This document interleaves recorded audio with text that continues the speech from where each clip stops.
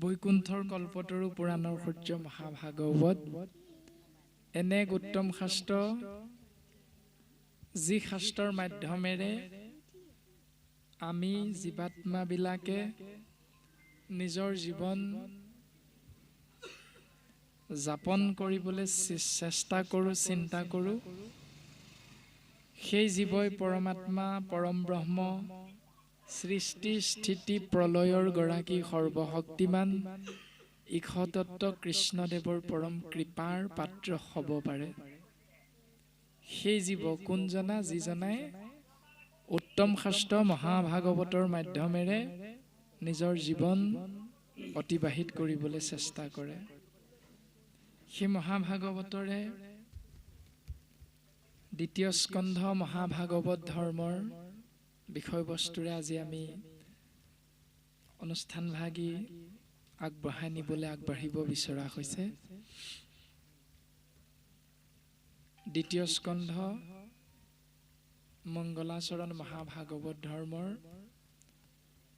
দুলৰী চন্দ্ৰভাগী সৃষ্টি বৰ্ণনা। দুলৰী এৰা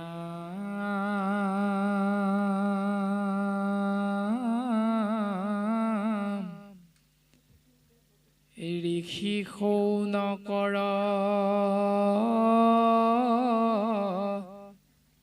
প্ৰশ্ন মনোহৰ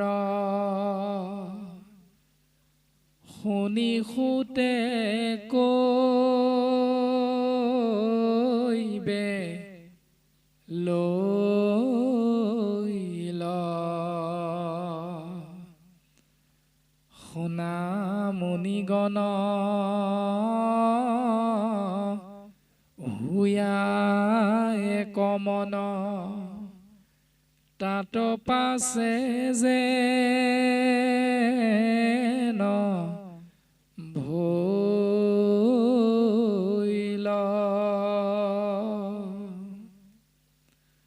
শোক দেৱতাৰ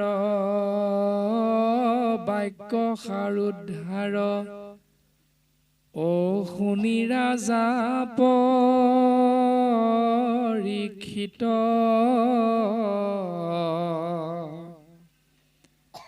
কৃষ্ণৰ চৰণে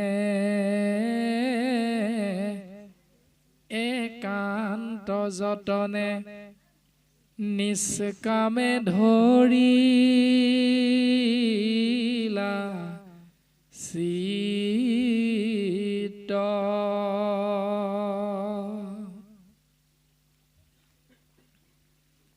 আপোনাসৱ সমস্ত জনা সৰ্বজানন্তা মহামহন্ত আমি মূঢ়মতী মহাভাগৱত কথাৰ প্ৰাৰম্ভণি নিৰ্গুণ নিৰাকাৰ পৰম ব্ৰহ্ম কৃষ্ণ তত্ত্বই সগুণ সাকাৰ ৰূপ ধাৰণ কৰি শ্ৰী নাৰায়ণ ৰূপে অনন্ত সজ্জাত শয়ন কৰিছে আৰু পদ্মকল্পত প্ৰজাপতি ব্ৰহ্মাদেৱক এই ভাগৱত কথা প্ৰকাশ কৰিছে আৰু ক্ৰম অনুসাৰে ব্ৰহ্মাই নিজৰ মানস পুত্ৰ দেৱঋষি নাৰদক দিছে, নাৰদে ব্যাসক দিছে, ব্যাসে তেওঁৰ পুত্ৰ শুকদেৱক দিছে আৰু শুকদেৱে অভিশপ্ত পৰীক্ষিত নামৰ এটি জীৱাত্মাৰ মুক্তিৰ অৰ্থে গংগাৰ তীৰত সসাগৰা পৃথিৱীৰ গৰাকী পৰীক্ষিত ৰাজাক কীৰ্তন কৰিছে, ভাগৱত কথা প্ৰকাশ কৰিছে আৰু তাতেই ৬০,০০০ ঋষিমুনিয়ে সেই ভাগৱত কথা শ্ৰৱণ কৰিছে আৰু অভিশপ্ত পৰীক্ষিত নামৰ জীৱাত্মাৰ মুক্তি হৈছে ভাগৱত কথা কৃষ্ণ কথা শ্ৰৱণ কৰাৰ অন্তত আৰু ৬০,০০০ ঋষিমুনিয়ে ভাগৱত কথা শ্ৰৱণ কৰি যেতিয়া পৰীক্ষিতৰ মুক্তি লাভ হ'ল তাৰ পাছত দ্বিতীয়বাৰ পুনৰ ভাগৱত কথা শুনাৰ ইচ্ছা প্ৰকাশ কৰি শুকগুৰুৰ চৰণ কমলত সেৱা নিবেদন কৰিছে আৰু শুকগুৰুৱে ৬০,০০০ ঋষিমুনিক উত্তৰ দিছে যে সেই ঋষিসকল বৰ্তমান পৰীক্ষিত ৰাজা বৈকুণ্ঠী হ'ল তাৰ পাছত কলিৰ প্ৰভাৱ ইমানেই জীৱৰ মাজত বিস্তাৰ হৈছে যে সেই পৰিৱেশ ভাগৱত কথা কোৱাৰ যি পৰিৱেশ সেই পৰিৱেশ আৰু বৰ্তমান আমি দেখা নাই। গতিকে আমি তোমৰা হবৰ আগত ভাগৱত কথা পুনৰ প্ৰকাশ কৰাৰ ইচ্ছা কৰা নাই। তেতিয়া ঋষিমুনিসকলে সেৱা নিবেদন কৰিছে বোলে গুৰুদেৱ আমাৰ মনৰ ইচ্ছা পূৰণ নহ'ব নেকি? তেতিয়া শুকদেৱে ঋষিমুনিসকলক সিদ্ধান্ত দিলে যে পৰীক্ষিত ৰাজাৰ আগত কৃষ্ণ কথা মহাভাগৱত কথা প্ৰকাশ কৰাৰ প্ৰাক মুহূৰ্তত উগ্ৰশ্ৰৱা সুত নামৰ এজন ঋষিয়ে কৃষ্ণ কথা শুনিবলৈ যাওঁতেই তোমালোকে সেই স্থানত নিষ্কুলীয়া বুলি জানি সেই সুতক প্ৰৱেশ কৰাত তোমালোকে বাধা দিছিলা। যদি ইচ্ছা কৰা তেওঁৰ ওচৰত গৈ তোমালোকে ভাগৱত কথা শুনিব পাৰিবা, ইচ্ছা পূৰণ হ'ব। আৰু তৎমুহূৰ্ততে ৬০,০০০ ঋষিমুনিৰে ৩২,০০০ চিন্তা কৰিলে যে আমি বেদশাস্ত্ৰত পাৰ্গত।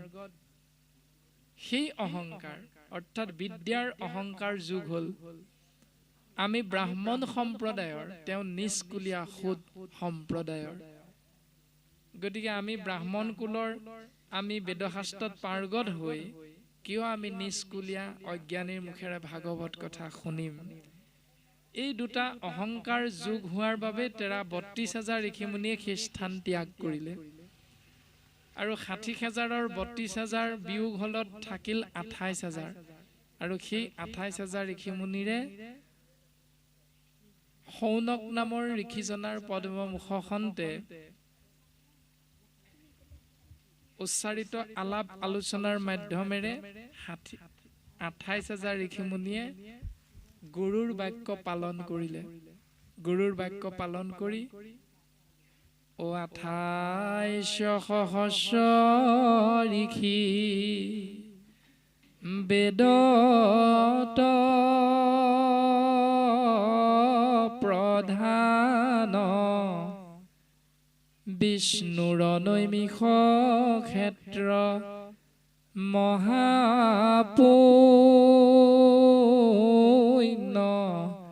স্থান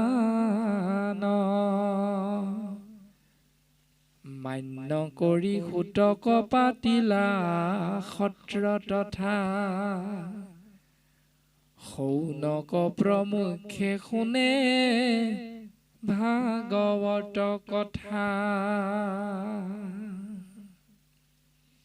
সেই ২৮,০০০ ঋষিমুনিয়ে ধ্যানং মূলং গুৰুৰ মূৰ্তি, পূজা মূলং গুৰুৰ পদং, মন্ত্ৰ মূলং গুৰুৰ বাক্যং, মোক্ষ মূলং গুৰুৰ কৃপা, গুৰুৰ কৃপা হি কেৱলম। ইয়াকে সাৰোগত কৰিলে যে গুৰুৰ মূৰ্তি ধ্যান কৰিছে, অৰ্থাৎ শুকগুৰুৰ বাক্যক মন্ত্ৰ হিচাপে আশ্ৰয় কৰিলে। আশ্ৰয় কৰি সুতদেৱক, উগ্ৰশ্ৰৱা সুতক আসনত উপবিষ্ট কৰোৱাই নৈমিষ ক্ষেত্ৰত ভাগৱত কথা শুনাৰ প্ৰয়াস কৰিছে, জীৱন ধন্য কৰাৰ চেষ্টা কৰিছে। আৰু সৃষ্টি বৰ্ণনা দ্বিতীয় স্কন্ধৰ দুলৰি ভাগি আমাক এইখিনিকে প্ৰকাশ কৰিছে। ঋষি শৌনকৰ প্ৰশ্ন মনোহৰ শুনি সুতে কৈবে লৈলা। যে শৌনক ঋষিয়ে প্ৰশ্ন কৰিছে অতীব মনোৰম, উত্তম, সুন্দৰ, শুনি সুতে কৈবে লৈল। উগ্ৰশ্ৰৱা সুতে তাৰ উত্তৰ দিবলৈ আগবাঢ়িছে যে শুনা মুনিগণ, সেই মুনিসকল তোমালোকে শুনাচোন। হুয়া একমন তোমালোকে এশৰণীয়া হৈ শুনা। মনটো এজনৰ চৰণত অৰ্পণ কৰা, তাত পাছে যেন ভুল। তাৰ পাছত কি হ'ল তোমালোকক মই কওঁ শুনা। শুক দেৱতাৰ বাক্য সাৰোদ্ধাৰ শুনি ৰাজা পৰীক্ষিত কৃষ্ণৰ চৰণে একান্ত যতনে নিষ্কামে ধৰিলা চিত। যে সেই গংগাৰ তীৰত শুকগুৰুৰ বাক্যৰ সাৰ জানি বুজি পৰীক্ষিত ৰাজাই কৃষ্ণৰ চৰণত একান্ত যতনে নিষ্কাম ভাৱে কায় বাক্য মন চিত্ত অৰ্পণ কৰিলে। এই বুলি উগ্ৰশ্ৰৱা সতে নৈমিক ক্ষেত্ৰত 28,000 ঋষিমুনিৰ আগত প্ৰকাশ কৰিছে। নিষ্কামে ধৰিলা চিত্ত, সকাম ভাৱেৰে নহয় নিষ্কাম ভাৱেৰে। বেদৰ মতে পথ জীৱই এই সংসাৰলৈ আহোঁ আমি প্ৰত্যেক জীৱ 4টা ভাগত বিভক্ত হওঁ। চেদজ, অণ্ডজ, উদ্ভিদজ, জৰায়ুজ, যাক সহজতে কয় উৰণ, বুৰণ, গজন, ভ্ৰমণ। এই 4টা ভাগত বিভক্ত জীৱবিলাকে এই সংসাৰলৈ আমি ঈশ্বৰৰ কৃপাত আহিলো, একোটা শৰীৰত আমি প্ৰৱেশ কৰিলো।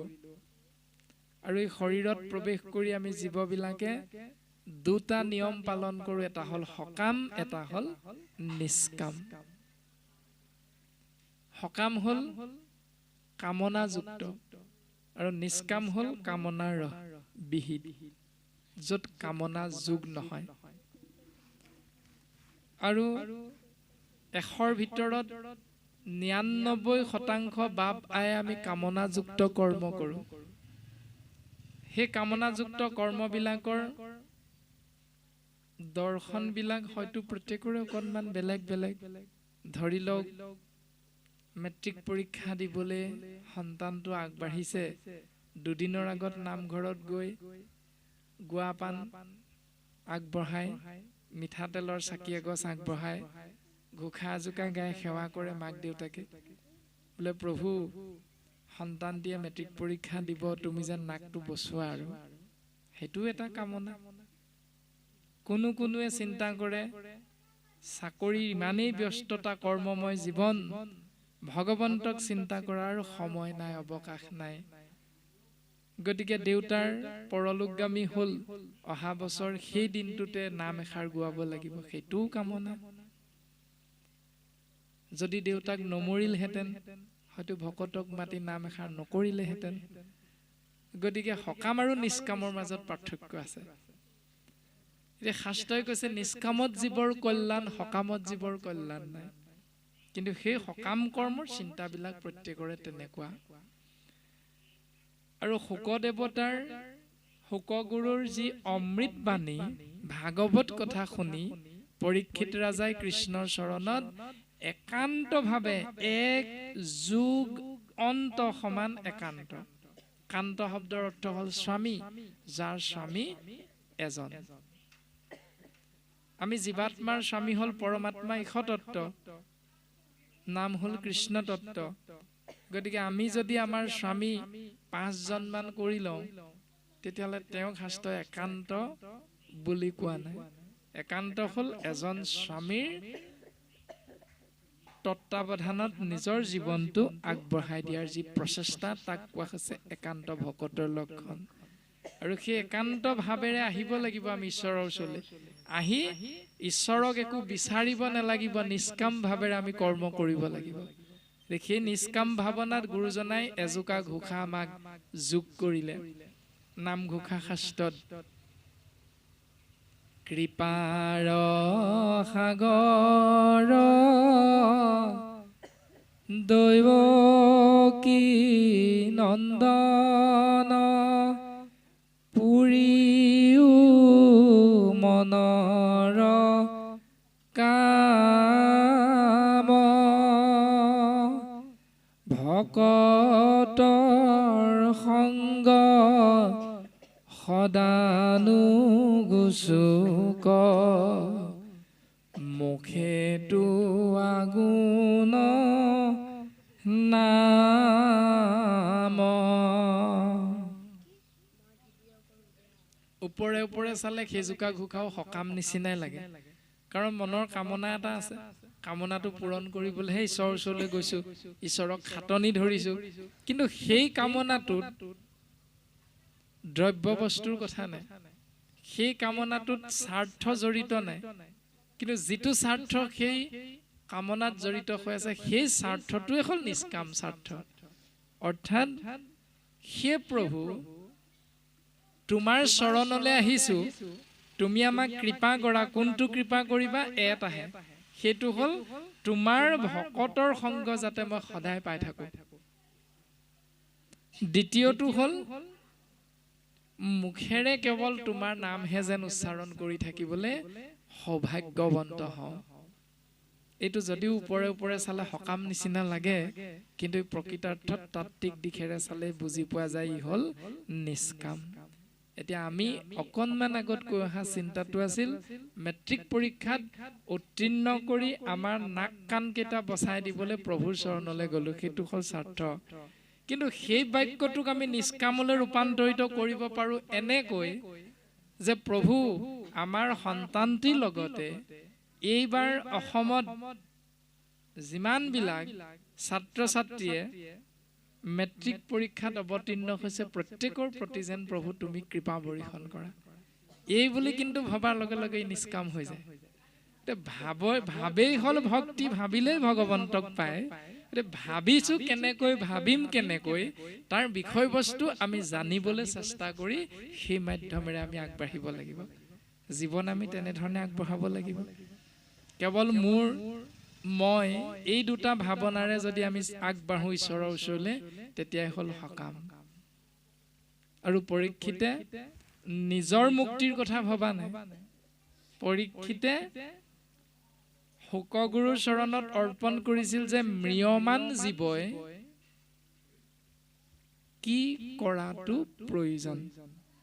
পৰীক্ষিতে এই বুলি কোৱা নাই মোৰ 7 দিনৰ পাছত মৃত্যু হ'ব, তক্ষকে দংশন কৰিব, মই এতিয়া কি কৰিম এই বুলি নাই সোধা। পৰীক্ষিতে প্ৰশ্নটো সুধিছে যে ম্ৰিয়মান নৰে সদায় কি কৰ্ম কৰিবে লাগয়।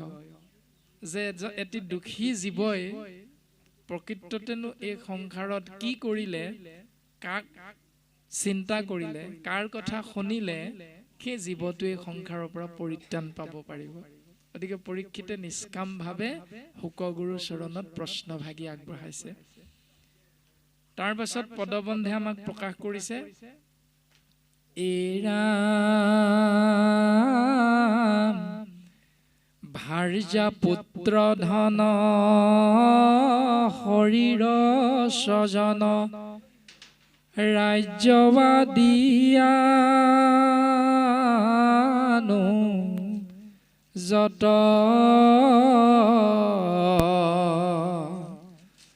সবাৰো মমত এৰিয়া শুকত পুছিলা ঈশ্বৰ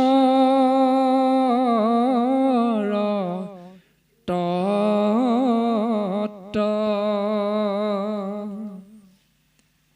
আজি সেৱকী ৰীণা এগৰাকীয়ে যিসকল বাপ আইক তেৰাৰ গৃহলৈ আজি নিমন্ত্ৰণ কৰিছিল, হয়তো এই বাপ আইসকলৰ ভিতৰত আজি 80% উপস্থিত হৈছে, 20% আহিব হয়তো পৰা নাই নিমন্ত্ৰণ কৰাৰ ভিতৰত। সেই 20% কিয় আহিব পৰা নাই? কাৰণ তেওঁলোকৰ জীৱনটো কৰ্মময় জীৱন। তেওঁলোকে নিজৰ ল'ৰাৰ কাৰণে হয়তো আহিব পৰা নাই, কিবা এটা কাৰণত, হয়তো স্বামীজনৰ শৰীৰৰ অসুস্থতাৰ বাবে আলপৈচান ধৰিবৰ কাৰণে বেলেগ মানুহ নাই কাৰণে আহিব পৰা নাই, হয়তো তেৰা শিক্ষকতা বৃত্তি কৰ্মময় জীৱন, শিক্ষকৰ চাকৰিটো কৰাৰ বাবে আজি যিহেতু বিদ্যালয় খোলা, সেইকাৰণেও তেওঁ আজি নিৰ্দিষ্ট এই সময়টোত আহিব পৰা নাই। বিভিন্ন কাৰণত ব্যক্তিসকলে নিমন্ত্ৰণ কৰাৰ পাছতো এই মহান অনুষ্ঠান ভাগিলে অহাৰ পৰা বিৰত থাকিব লগা হৈছে। কাৰণ সেইকেইটাই যে ভাৰ্যা অৰ্থাৎ পত্নীগৰাকীৰ কিবা এটা হয়তো অসুবিধা হৈছে, পুত্ৰৰ কিবা এটা হয়তো সমস্যা হৈছে, হয়তো গাড়ী এখন লৈ আহিবলৈ গাড়ীৰ ভাড়াটোৰ কাৰণে অকণমান দিগদাৰ হৈছে, শৰীৰৰ অসুস্থতা হৈছে, নহয় আত্মীয় স্বজনৰ হয়তো বিয়োগ হৈছে, ৰাজ্য অৰ্থাৎ থকা ঠাইডোখৰৰ কাৰণে হয়তো ওচৰৰ দাঁতি কাষৰীয়া ঘৰৰ লগত অকণমান কাজিয়াৰ সূত্ৰপাত হৈছে, মাটি বাৰীৰ কেলেংকাৰীৰ কাৰণে হয়তো কোৰ্ট কাছাৰীলৈ যাব লগা হ'ব পাৰে। পদে আমাক এইকেইটাৰ কথা ক'লে যে ভাৰ্যা পুত্ৰ ধন শৰীৰ স্বজন ৰাজ্য আদি আনো যত। এনেকুৱা কাৰণতে আমি এঠাইৰ পৰা আন ঠাইলৈ হয়তো যাবৰ কাৰণে অকণমান বিৰত থাকিব লগা হয় কিন্তু পৰীক্ষিতে কি কৰিলে হবাৰু মমত এৰিয়া শুকত পুচিলা ঈশ্বৰ তত্ত্ব সকলোৰে প্ৰতি মৰম স্নেহটো ত্যাগ কৰি সেই সকলোবিলাক বস্তুৰ প্ৰতি মোৰ ল'ৰা মোৰ ছোৱালী মোৰ মাটি মোৰ বাৰী মোৰ গাড়ী মোৰ ধন মোৰ সম্পত্তি এই মোৰ শব্দটো পৰীক্ষিতে এৰি পেলালে আৰু এৰি কি কৰিছে শুকগুৰুৰ চৰণ কমলত ঈশ্বৰেনো কেনেকৈ কৰ্মবিলাক কৰে মোক কোৱাচোন এই ধন সম্পত্তি এইবিলাক হৈ থাকিব এইবিলাক পালেও পাম নাপালেও নাই কিন্তু ঈশ্বৰৰ কৰ্ম কি ঈশ্বৰে জীৱক কেনেকৈ কৃপা কৰে এই বস্তুবিলাক মাটি সম্পত্তি গছ গছনি শিল ইটা বালিৰে নিৰ্মিত ঘৰখন য'ত থিয় হৈ আছে মাটিডোখৰ জানো প্ৰকৃততে মোৰ হয় এইডোখৰটো মই সৃষ্টি কৰিব পৰা নাই এইডোখৰটো স্বজন কৰা কোনোবা এজন আছে সেইজনেনো কেনেকৈ এইডোখৰ স্বজন কৰিলে তাৰ বিষয়ে অকণমান কোৱা মই য'ত ঘৰটো বনাই থৈছো যি ৰাস্তাত মই খোজকাঢ়ি গৈছো এই ৰাস্তাটো চৰকাৰে পকা কৰিছে হয় কিন্তু শিল ইটা পাহাৰবিলাকতো চৰকাৰে নিৰ্মাণ কৰা নাই গতিকে সেইবিলাকৰ বিষয়ে মোক কওক এই বিষয়বস্তুখিনি পৰীক্ষিতে অৰ্থাৎ শুকগুৰুৰ চৰণ কমলত সেৱা নিবেদন কৰিছে মই এই ভাৱনা দুটা এৰি সেইকাৰণে গুৰুজনে নিষ্কাম বুলি সিদ্ধান্ত দিছে এৰাম কৃষ্ণ গুণগান কৰিবে শ্ৰৱণ ভৈ গৈলা শ্ৰদ্ধা উদয় মৰণ সময় জানিম হাশয় ধৰ্ম অৰ্থ কাম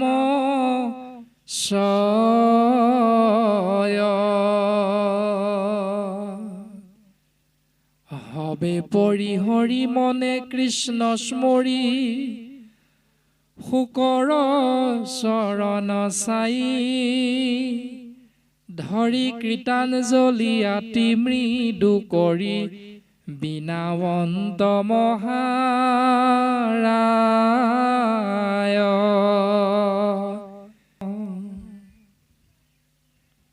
হে মুনিবৰ শুকদেৱ তুমি মোক ইতিমধ্যে পদবন্ধে যি জ্ঞান দিলা সেই জ্ঞান লাভ কৰি মই অতীব সন্তোষিত হলো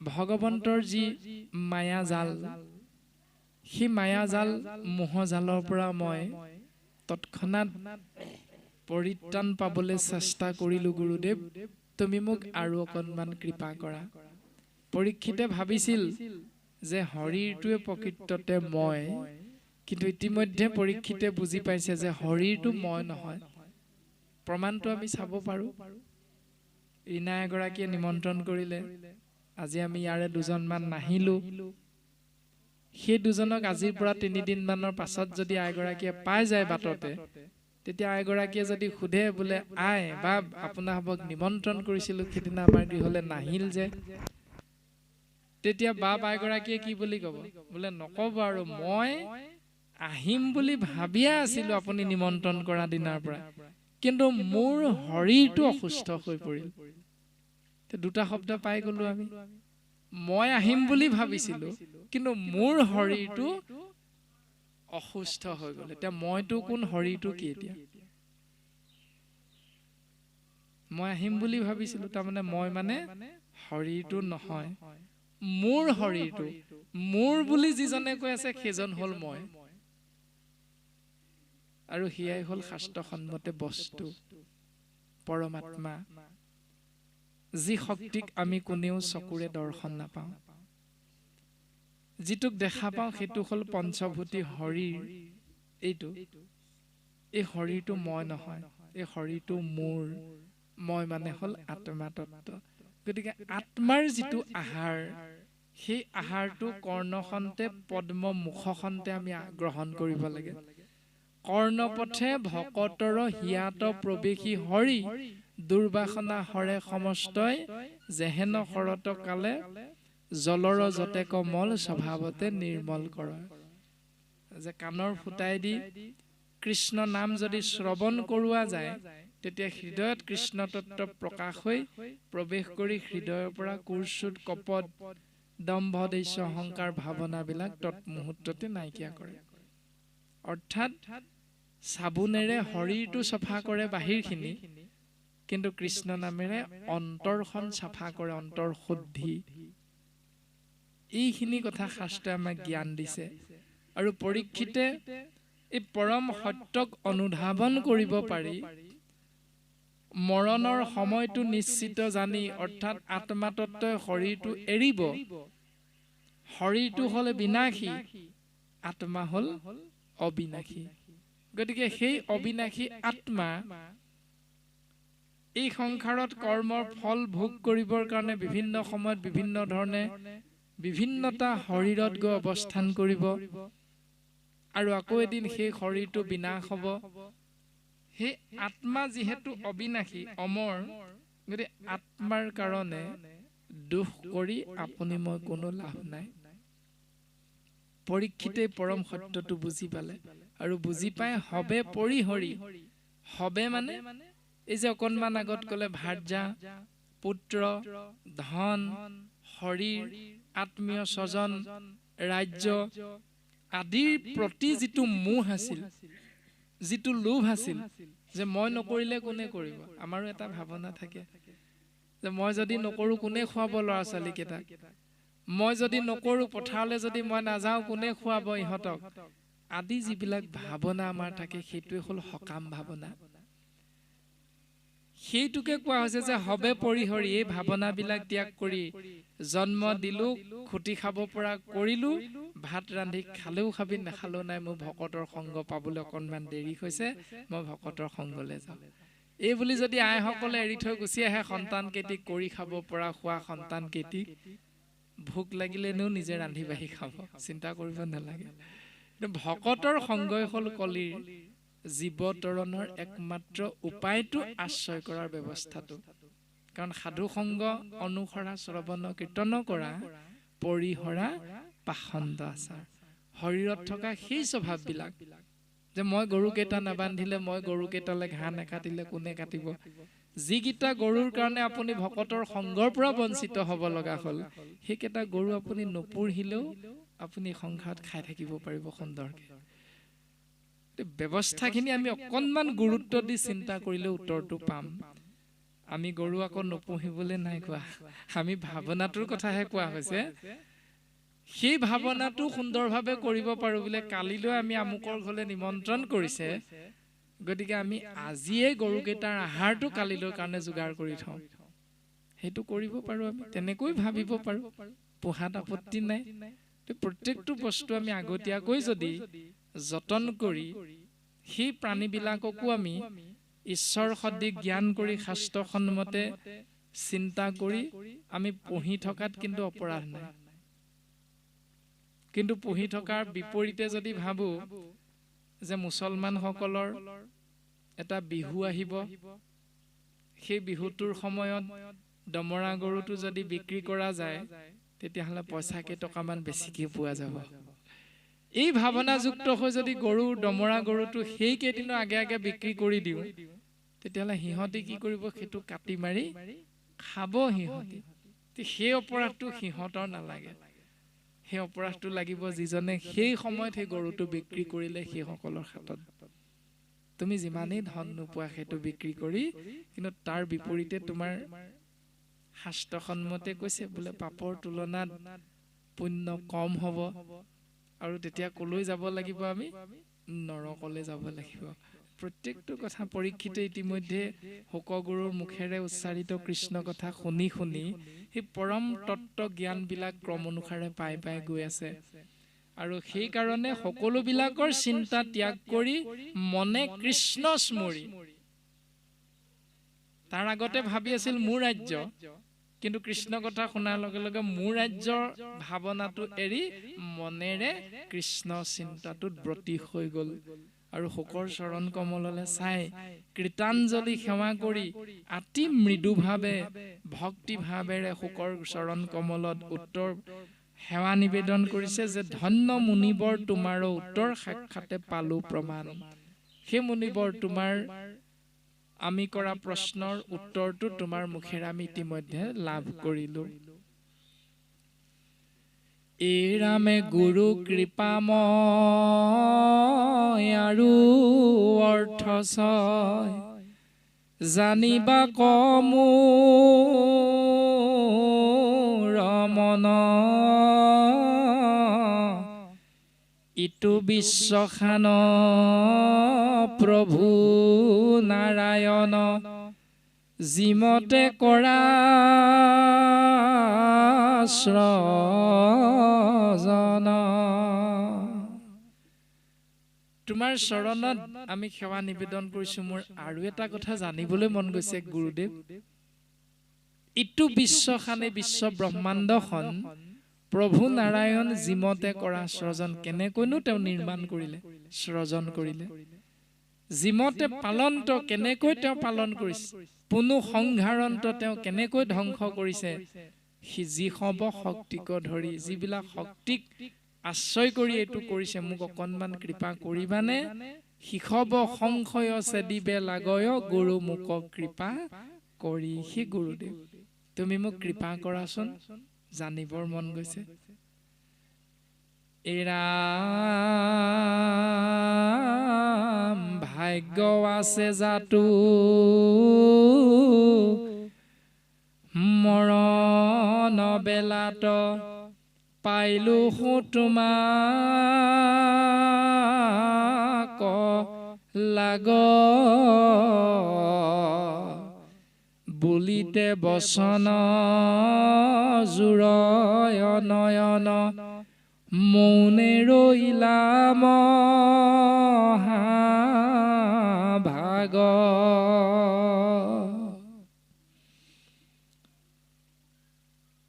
ঈশ্বৰৰ কৃপাৰ বশত মোৰ পৰম সৌভাগ্য হল এই শৰীৰ এৰি আত্মাতত্ব ওলাই যাবলৈ বৰ বেছি সময় নাই মাত্ৰ 7 দিনহে আছে আৰু এইখিনি সময়তে মই হে গুৰুদেৱ তোমাক যে দেখা পালো দেৱৰো দুৰ্লভ দেৱতাই বাঞ্ছা কৰে তোমাক চৰণ দৰ্শন পাবলৈ কিন্তু সেয়া সম্ভৱ নহয় অথচ মই গৃহতে থাকিয়া দেখিলো তজু চৰণ মই গৃহতে থাকিয়ে তোমাক নিবিচৰাকে পাই গলো তোমাৰ দৰ্শন পালো ভাগ্য আছে জাতো মৰণ বেলাত পাইলোহু তোমাক লাগ তোমাক মই লগ পালো দৰ্শন পালো বুলিতে বচন জুৰয় নয়ন মৌনে ৰৈলা মহাভাগ এই বুলি প্ৰকাশ কৰি শুক্ৰ গুৰুৰ চৰণ কমলত সেৱা নিবেদন কৰি পৰীক্ষিত ৰজাই মৌন হৈ ৰল যে মোক তুমি কৃপা কৰা গুৰুদেৱ ৰাম সুতে সৌনকত কন্ত হৰি খত ৰাজাৰ কাকুতি শুনি নমি কৃষ্ণ পাব হুয়া প্ৰেম ভাৱ কৈবে লৈলা শুকমুনি উগ্ৰশ্ৰৱাসুতে সৌনকৰ কে মুখ্য কৰি নৈমিক ক্ষেত্ৰত 28,000 ঋষি মুনিৰ আগত প্ৰকাশ কৰিলে যে সেই ঋষি মুনিসকল যেতিয়া পৰীক্ষিতে এনেকৈ পৰীক্ষিত ৰজা এনেকৈ যেতিয়া কাকুতি কৰিলে শুকগুৰুৰ চৰণ কমলত আৰু সেই কাকুতিত সন্তুষ্ট হৈ নমি কৃষ্ণ পাৱে কৃষ্ণৰ চৰণ কমলত সেৱা নিবেদন কৰি হুয়া প্ৰেম ভাৱে কৈবে লৈলা শুকমুনি শুকগুৰুৱে পৰীক্ষিতৰ আগত সেই প্ৰশ্নৰ উত্তৰ দিবলৈ আগবাঢ়িছে নমো নমো কৃষ্ণ ভকতৰ ইষ্ট পৰম ঈশ্বৰ ৰাম সৃষ্টি স্থিতি অন্ত কৰন্ত ধৰন্ত জিতু ব্ৰহ্মাৱাদী নাম ও জীৱৰ হৃদিত থাকি প্ৰতিনিত এতেকে নেদেখে কেৱ ও ও একান্ত ভকতে দেখন্তে সততে নমোহেন কৃষ্ণ দেৱ।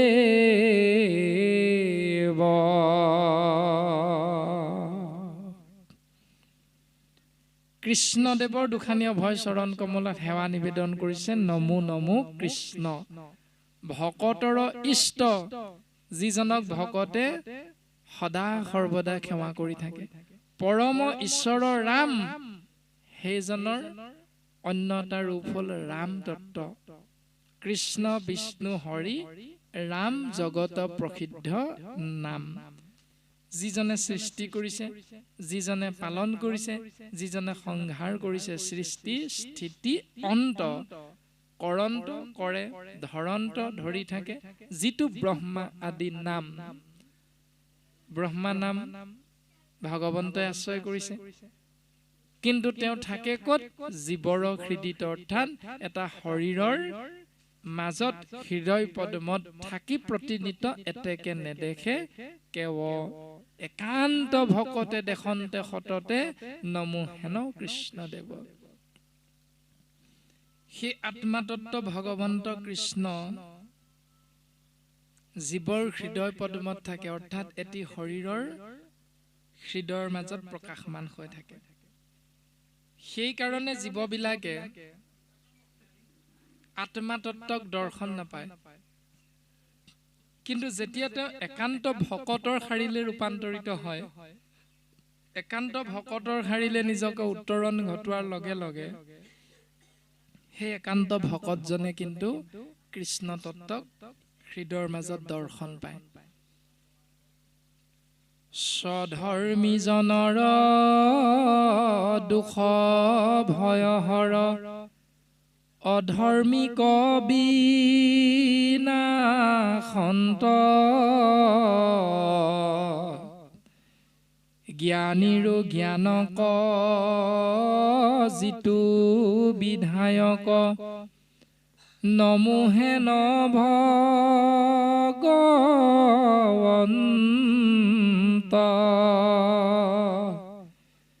নমো দামোদৰ ভকত জনৰ, পালক কৃপা সাগৰ, যাহাৰ পদক স্বপ্নতো নেদেখে, ভকতি ৰহিত নৰ।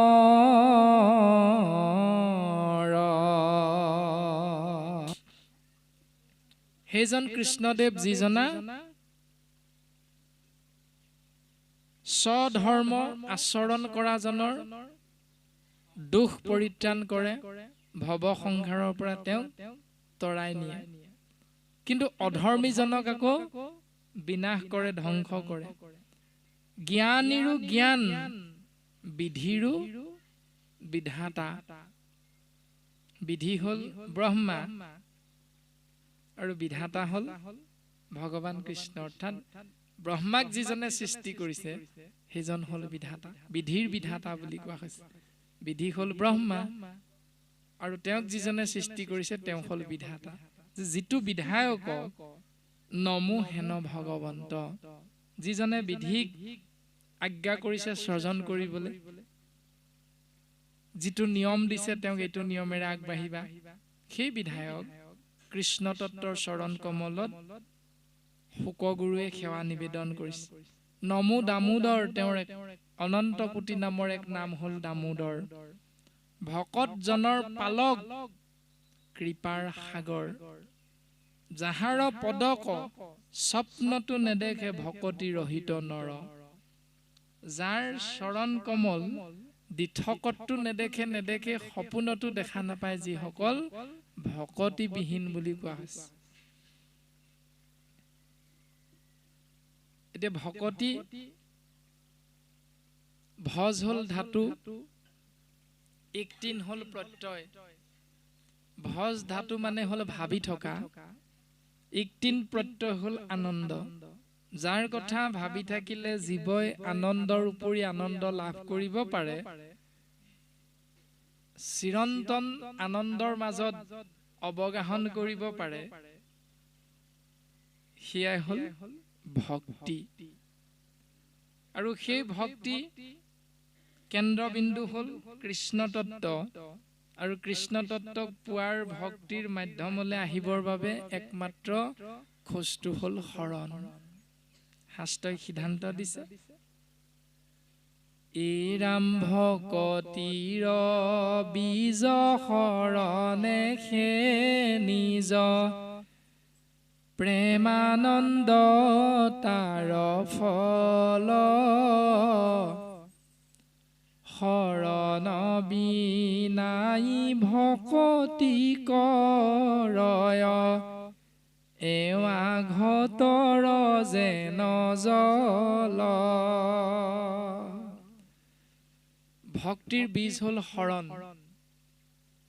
আৰু শৰণটো হ'ল জীৱৰ নিজৰ বস্তু। ভকতিৰ বীজ শৰণেহে নিজ। আৰু শৰণ নিজৰ বস্তু যেইমতে শাস্ত্ৰসন্মতে আশ্ৰয় কৰিবলৈ কৈছে, সেইমতে আশ্ৰয় কৰি ভক্তি কৰা সেই ব্যক্তিজনে এটা মহান ফলৰ গৰাকী হৈ যাব পাৰে। সেই ফলটো হ'ল প্ৰেম যোগ আনন্দ সমান প্ৰেমানন্দ বুলি কৈছে। প্ৰেমানন্দই হ'ল ভক্তিৰ মহান ফল। কিন্তু সেই মহাফলৰ পৰা সেইজন বঞ্চিত হৈ থাকিব লগা হয় যিজনে শৰণ বিনাই ভকতি কৰয়, এৱা ঘতৰ যেন জল। শৰণ গ্ৰহণ নকৰাকৈ যিসকলে ভক্তি কৰিবলৈ আগবাঢ়িছে তেওঁলোকক এৱা ঘতৰ জলৰ লগত তুলনা কৰিছে। কমাৰে বনোৱা সেই ঘটবিলাক, টেকেলিবিলাক, আমি যে গাখীৰ ভৰাওঁ ইটো সিটো কৰোঁ, সেই টেকেলিবিলাক যেতিয়ালৈকে জুইত পুৰি পক নিদিয়ে তেতিয়ালৈকে সি এৱা ঘট হৈ থাকে। আৰু এৱা হৈ থাকিলে তাত পানী গাখীৰ যিয়ে ভৰাই নিদিয়ক তৎক্ষণাত তলফালেদি ওলাই গুচি যাব, সি ধৰি ৰাখিব নোৱাৰে। ঠিক তেনেকৈ শৰণ নোলোৱাকৈ ভক্তি কৰিবলৈ অহা মানে এৱা ঘটৰ জলৰ লগত তুলনা কৰিছে। তেওঁ প্ৰেম আনন্দৰ পৰা বঞ্চিত হৈ থাকিব লগা হয়। সেইকাৰণে শৰণ গুৰুজনাই অতীৱ গুৰুত্ব প্ৰদান কৰিছে। শৰণ ভজন ভক্তি আৰু সদাচাৰ, আশামত শ্ৰী শংকৰে কৰিলা প্ৰচাৰ। বাকী কোনো ধৰ্মগুৰুৱে শৰণ ব্যৱস্থাটো আশ্ৰয় কৰা নাই। কিন্তু কৃপালু শ্ৰীমন্ত শংকৰদেৱ গুৰুজনে শাস্ত্ৰসন্মতে বৈকুণ্ঠৰ বস্তু শৰণ জীৱৰ কল্যাণৰ অৰ্থে অতীৱ গুৰুত্ব প্ৰদান কৰিছে।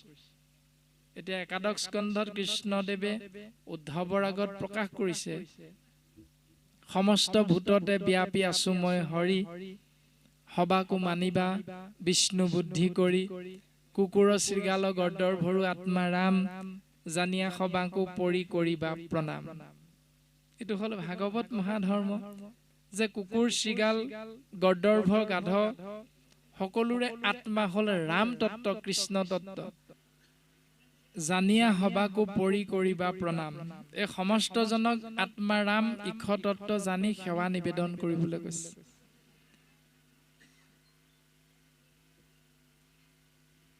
তাৰ পাছত সিদ্ধান্ত দিলে, সমস্ত কাষ্ঠতে অগ্নি আচন্ত ব্যাপী, প্ৰত্যেকজোপা গছতে জুই তত্ত্বটো আছে, ঘড়ীখন বিনে টাংক নেদেখে কদাপি। ঘৰখন নোহোৱালৈকে ইডালৰ সিডালৰ মাজত জুই নোলায়, আমি দেখা নাপাওঁ। এটা শিলে অন্যটো শিলত উপৰ্যুপৰি ঘঁহি থাকিলে তাৰ পৰা এটা সময়ত জুই নিৰ্গত হয়, কিন্তু ঘঁহনি নাখালে এটা শিলতে জুইটো আমি দেখা নাপাওঁ। কিন্তু জুইটো যে আছে এইটো নিশ্চিত, শাস্ত্ৰই কৈছে। ঠিক তেনেকৈ কৃষ্ণ আছা সবাৰো হৃদিত, সেইমতে কৃষ্ণ আছা সবাৰো হৃদিত, ভকতি নভৈলে জানা নোহন্ত বিদিত। সেইধৰণে কৃষ্ণ তত্ত্ব সকলোৰে হৃদয় পদ্মতে আছে, কিন্তু ভক্তিৰ আশ্ৰয় নকৰিলে আমি কৃষ্ণ তত্ত্বক দৰ্শন নাপাওঁ। সেইকাৰণে আমি সেইটোৱে মোক আমুক কৰিলে এই বুলি যে কওঁ, সেইটো বুলি, তাৰ অৰ্থটো হ'ল এইটো। বোলে কাক মাতিছা? আমুকক মাতিছো। সেইটো যদি আহে মই কিন্তু নামলৈ যাব নোৱাৰো। এই যে সেইটো নামলৈ যাব নোৱাৰো, তাৰমানে আমি ভক্তিৰ পূৰ্ণাংগ ৰূপটোত সোমাবগৈ পৰা নাই। সেইকাৰণে সেই আত্মাৰাম তত্ত্বক আমি সেইটো নামেৰে সম্বোধন কৰি দিলোঁ বোলে শইকীয়া শইকীয়াক নেমাতিবা শইকীয়া আহিলে গোটেইখন খেলি মেলি কৰে তাৰমানে সেই উপাধিটোৰ পাছত আমি দৌৰি ফুৰিছোঁ আত্মাৰাম তত্ত্ব কৃষ্ণ আমি দৰ্শন পাবলৈ কোনোদিন চেষ্টা কৰা নাই নাম কিন্তু লৈ আছোঁ নাম কিন্তু ঠিকে লৈছোঁ নামঘৰত বৰতাল বজাই কিন্তু ভকতৰ মাজত আমাৰ খেলি মেলিটো সেইখিনিত আছে আৰু কৃপালু শুকগুৰুৱে পৰীক্ষিত ৰাজাৰ আগত এনেধৰণে প্ৰশ্নৰ উত্তৰ দিছে যে সেইজন ঈশ্বৰ কৃষ্ণই হ'ল ভকতজনৰ পালক মানে ভকতৰ ইষ্টদেৱ সেইজনেই হ'ল জীৱৰ কৃপা কৰিবৰ পৰা সাগৰ সদৃশ যাৰ চৰণ সপোনতো নেদেখে ভকতি ৰহিত নৰ ভক্তিহীনসকলে দিঠকতটো দেখা নাপায় সপোনতো সেইসকলে কৃষ্ণদেৱৰ চৰণ কমল দৰ্শন নাপায় বুলি সিদ্ধান্ত দিছে এৰা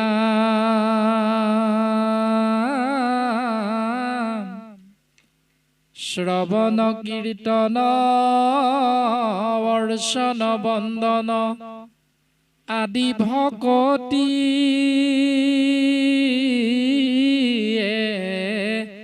যাৰ সমস্তে লোকৰ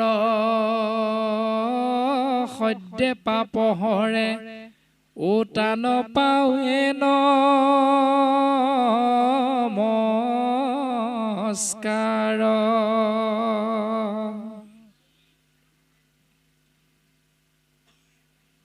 যাহাৰ চৰণে সেৱে অনুক্ষণে যত বিচক্ষণ নজন পায়া ব্ৰহ্মগতি তৰিয়া দুৰ্গতি তাহাংক কৰো বন্দন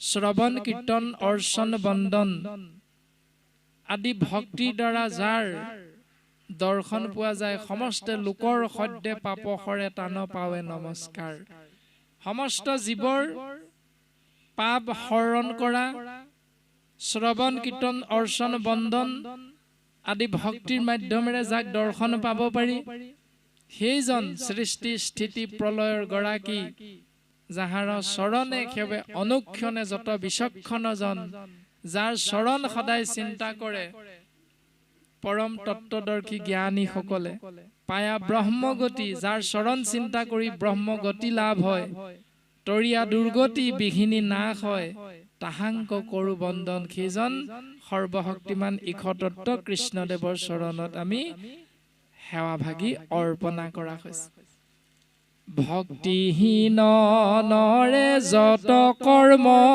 কৰে সকলে বিফল হয় তপ জপ গণ জাত সমৰ্পণ বিনে ফল নধৰ হেন কৃষ্ণ দেৱ পৰি কৰো সেৱ সুমংগল কীৰ্তি যাৰ পূজা আদি যত ভক্তিৰ মধ্যত শ্ৰৱণ কীৰ্তন সাৰ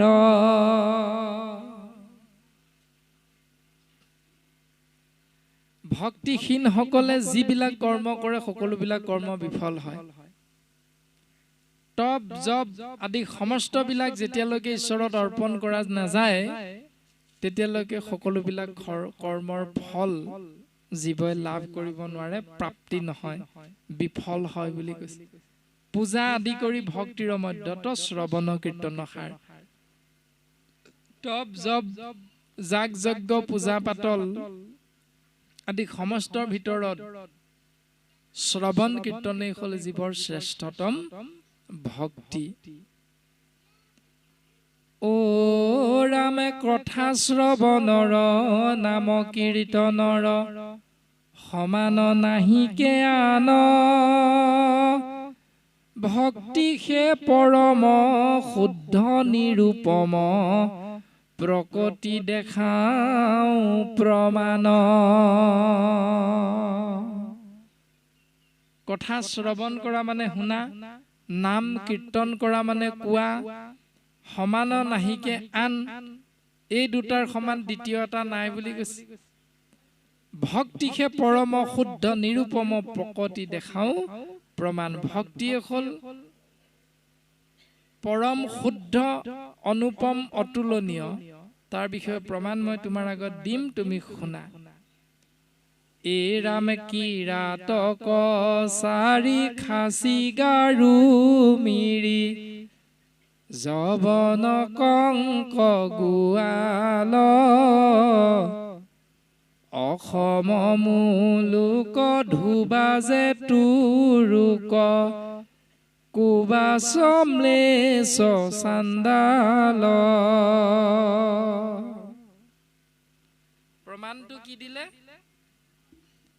যে কিৰাত কছাৰী খাচী গাৰু মিৰি জবন কংক গোৱাল অসম মুলুকত ধুবা যে তুৰুক কুবাচ ম্লেছ চান্দাল ধুবা কুবাচ ম্লেছ চান্দাল কিৰাত কছাৰী খাচী গাৰু মিৰি জবন কংক গোৱাল আদি সমস্ত বিলাকে আনু পাপী নৰ কৃষ্ণ সেৱকৰ সংগত পবিত্ৰ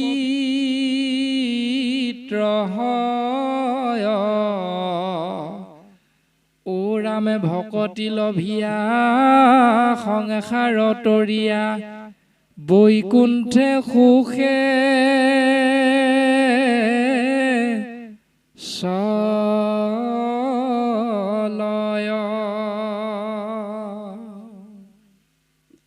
ইয়াতকৈ যদি কোনোবা পাপী লোক আছে জীৱ আছে তেতিয়াহ'লে সেই পাপী লোক জীৱবিলাকে কৃষ্ণ ভকতৰ সংগলে যদি আহিব পাৰে তেতিয়াহ'লে তেওঁলোকে পবিত্ৰতা হ'ব বুলি শাস্ত্ৰই সিদ্ধান্ত দিছে অকল পবিত্ৰ হোৱাই নহয় ভক্তিৰ মাধ্যমেৰে এই মায়াময় সংসাৰৰ মায়া বন্ধনৰ পৰা মুক্ত হৈ বৈকুণ্ঠে সুখে চলয় বুলি কৈছে বৈকুণ্ঠ প্ৰাপ্তিও সেই জীৱৰ অনায়াসে হৈ যায় এ ৰামে হেনয় অদ্ভুত মহিমা যুগুত পৰম ঈশ্বৰ দেৱ কপট কয়েৰি যাওৰ পাৱে পৰি ব্ৰহ্মা হৰে কৰে সেৱ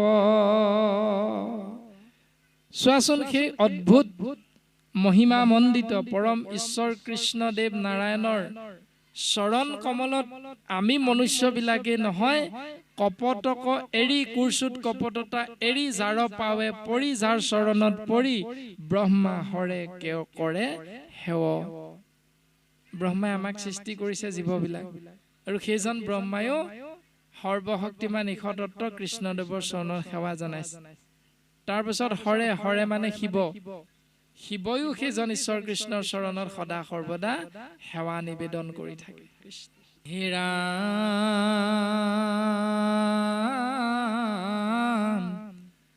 লক্ষ্মীৰ নায়ক যজ্ঞৰ পালক যিটো পৃথিৱীৰ পতি যাদৱ গণৰ ভক্ত পাণ্ডৱৰ পালক পৰম গতি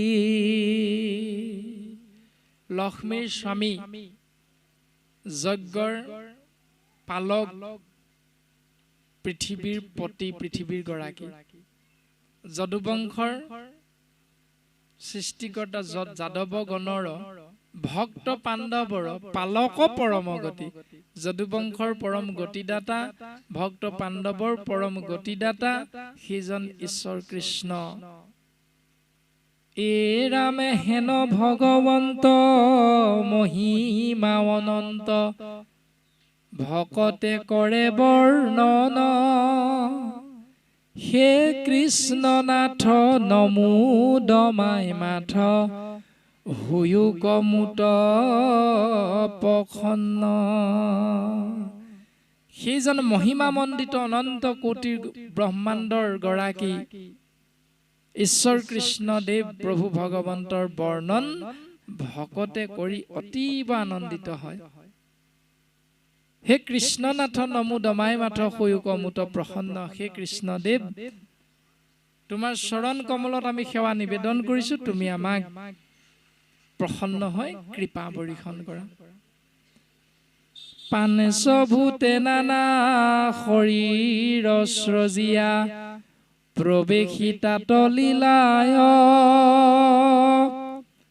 কৰন্ত শোভন জিতু নাৰায়ণ প্ৰণামো তাংক সদায়।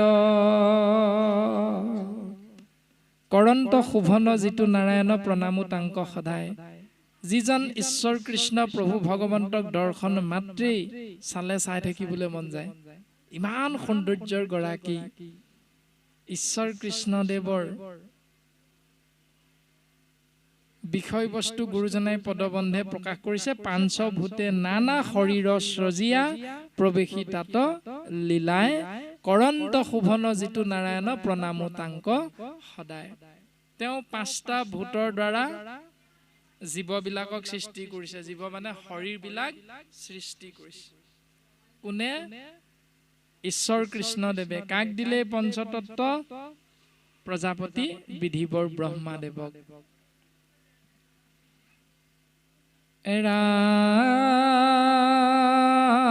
ৰাম হেহি কৃপাময়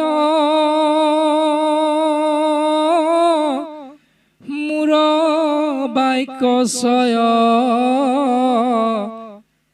অলংকৃত কৰন্তুক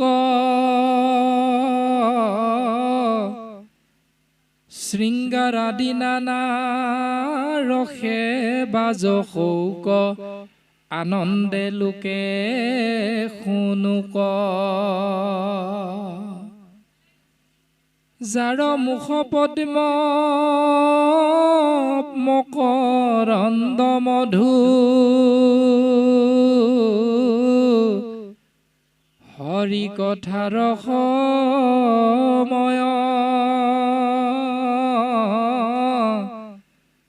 ভকত ভ্ৰমৰে পৰম সাদৰে আনন্দে নিতে পিন্ধয়।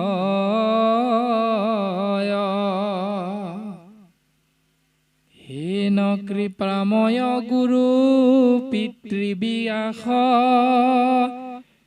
নতিতান চৰণত তাহান কৃপাত পঢ়িলো সাক্ষাৎ ইটো মহাভাগৱত।